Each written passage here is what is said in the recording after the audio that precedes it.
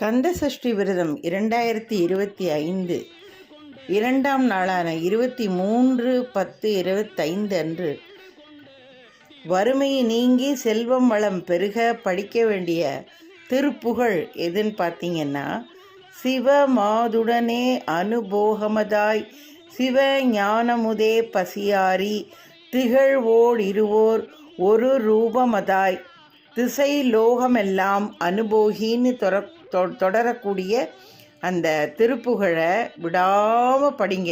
உங்களுடைய வறுமை நீங்கிற வரைக்கும் படிக்கணும். ஒரு நாள் படிக்கிறேன், 2 நாள் படிக்கிறேன், 1 வருஷம் படிக்கிறேன்னு படிக்கக்கூடாது.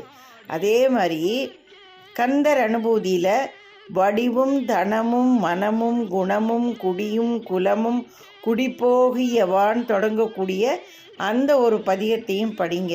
சீக்கிரம் உங்கள் வறுமை நீங்கி செல்வ வளம் பெறுவது உறுதி.